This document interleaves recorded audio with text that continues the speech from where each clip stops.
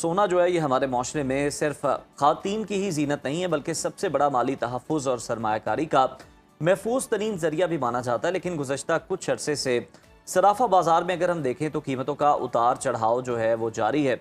मुल्क में सोने की फ़ी तोला कीमत में मुसलसल कमी देखी जा रही है और गुज़श्ता 2 रोज़ के दौरान सोना 5,000 रुपये तक सस्ता हुआ है। इसने खरीदारों और सरमायाकारों दोनों को परेशान करके रख दिया है कि कीमतें स्टेबल क्यों नहीं हो। बिल्कुल ऐसे ही है और लोग इस वक्त कश्मकश में है कि सोना खरीद लें या मजीद सस्ता होने का इंतजार करें। आखिर इस गिरावट की असल वजह क्या है? कि आलमी मार्केट में कीमतें गिरी हैं या पाकिस्तानी रुपए की पोजीशन मुस्तहकम हो रही है? इन्हीं तमाम मुआशी पहलुओं पर बात करने के लिए हमारे साथ मौजूद हैं gold expert jeweller Mohammad Fayaz Qureshi साहब। बहुत शुक्रिया आपके वक्त का। वेलकम टू सुनो पाकिस्तान। अच्छा फयाज साहब, सोने की फ़ी तोला कीमत में तकरीबन 5,000 रुपये की बड़ी कमी देखी गई है। क्या ये कमी आलमी मार्केट में सोने के रेट्स कम होने की वजह से है या मकामी सतह पर रुपए की कदर में बेहतरी आ रही है? पाकिस्तानी पैसा मुस्तहकम हो रहा है, बेहतर हो रहा है? जी अस्सलाम वालेकुम।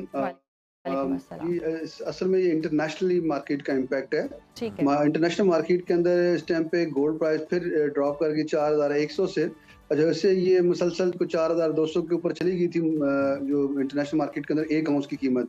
रिसेंटली जो सूरत हाल हुई है कि कल आपको यस्टरडे आपको पता चला होगा कि देखा होगा आपने कि जी ईरान ने फिर कोई अटैक हुआ है, कोई बहरी जो जहाज उनसे थे उनके ऊपर, जिसकी वजह से दोबारा वो ऑयल की प्राइसेस ऊपर चली गई।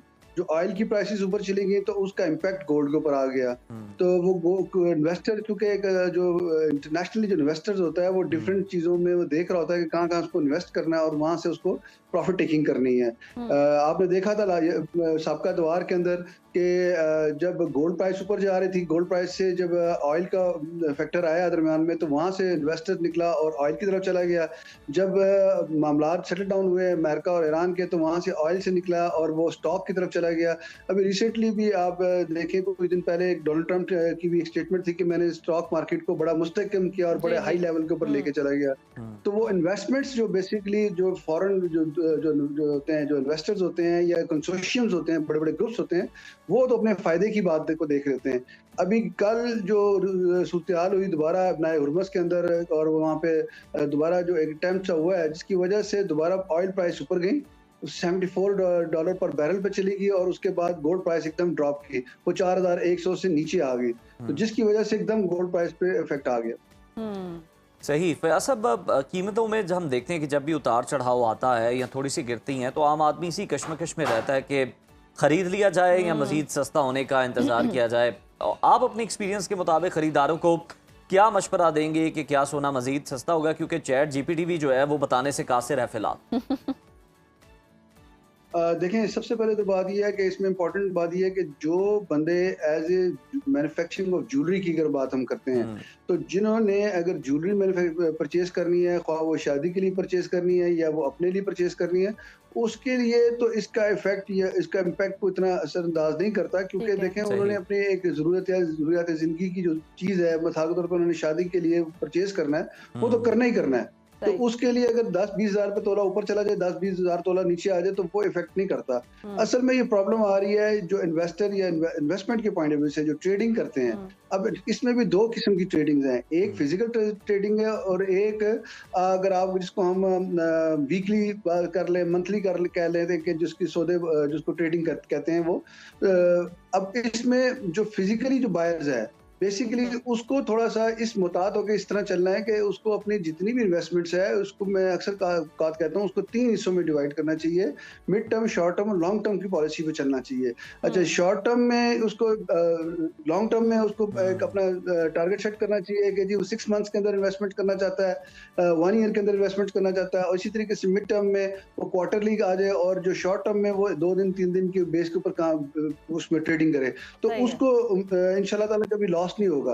अच्छा, कई दफा लोग होते हैं कि वो सारा की सारी इन्वेस्टमेंट्स अपनी एक ही दफा इन्वेस्ट कर देते हैं जिसकी वजह से वो फंस जाते हैं और स्टक हो जाते हैं। और जो जो दूसरी ट्रेडिंग के अंदर है, अब ट्रेडिंग के अंदर देखें इंटरनेशनली हमारे काफी सारे लोगों को पता नहीं है कि हम जिस तरह स्टॉक के अंदर ट्रेडिंग करते हैं, देखें पहले स्टॉक के अंदर फिजिकल शेयर्स की बात है और एक जो फिजिकल शेयर्स नहीं थे उनकी बात है। इसी तरह गोल्ड के अंदर भी फिजिकल बाइंग है और दूसरी जो बाइंग है जिसको आम लोगों को पता नहीं है और वो उसमें ट्रेड में चले जाते हैं और वो फिर लाखों के या करोड़ों रुपए नुकसान उठाते हैं इसके लिए।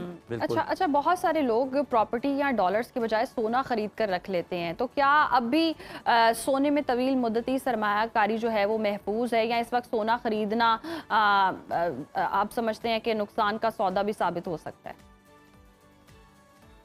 देखें जो आपने भी बात की है ना, प्रॉपर्टी की एक ऐसी उसकी जो सी है ना, जो प्राइस है वो कोई कांस्टेंट नहीं रहती। अगर आप ओवरऑल देखें तो प्रॉपर्टी अगर आपने परचेज किसी ने की और वो एकदम ग्लोबली या मुल्की सतह के ऊपर कोई ऐसा सिनेरियो क्रिएट हो गया और प्रॉपर्टी बिकना ही बंद हो गई। अभी जो करंट सिनेरियो सिचुएशन के अंदर ये है कि जिन लोगों ने प्रॉपर्टी में इन्वेस्टमेंट्स की हुई थी वो प्रॉपर्टी प्राइस ड्रॉप नहीं की, प्राइस वही मांगते हैं लेकिन प्रॉपर्टी मार्केट में बिकती नहीं क्योंकि इन्वेस्टर नहीं है। इसी तरीके से डॉलर जो है, डॉलर की भी सूरत हाल ऐसी है कि अगर पैनिक अब क्रिएट होता है कि जो ये पेपर करेंसी है, डॉलर एक पेपर करेंसी है। अब आप डॉलर को अगर देखते हैं पाकिस्तान के अंदर तो आज तकरीबन साल 1.5 साल से उन्होंने रेट को एक कांस्टेंट स्टेट पे रखा हुआ है। $280 रुपीज पे पाक रुपीज पे पर $1 है, तो वो ऑलमोस्ट यही चीज चल रही है। तो इन्वेस्टर को उसमें तो कोई इंटरेस्ट नहीं है। अब दूसरी तरफ आ जाए गोल्ड के अंदर ऐसी सूरत आ रहा है कि उसको इन्वेस्टमेंट करने के बाद थोड़ा बहुत उसको प्राइस के बेनिफिट्स भी मिल जाते हैं। और गोल्ड एक ऐसी कमोडिटी है वर्ल्ड के अंदर, ये भी एक करेंसी है। दुनिया में किसी भी जगह चले जाएंगे आप, गोल्ड वहां पे कैश हो जाएगा। और वो जो 24 कैरेट जिसको हम कहते हैं वो तो दुनिया वर्ल्ड के अंदर किसी भी जगह जाएं और आप दें और पेमेंट बिल्कुल, गोल्ड भी एक तरह से आपकी इन्वेस्टमेंट है, करेंसी है। बहुत शुक्रिया आपके वक्त का। और यकीनी तौर पर जी गोल्ड की कीमत जो है वो कम हो रही है, करने वाले कर सकते हैं, महफूज सरमायाकारी है और जिन्होंने खरीदना है वो खरीद भी लें।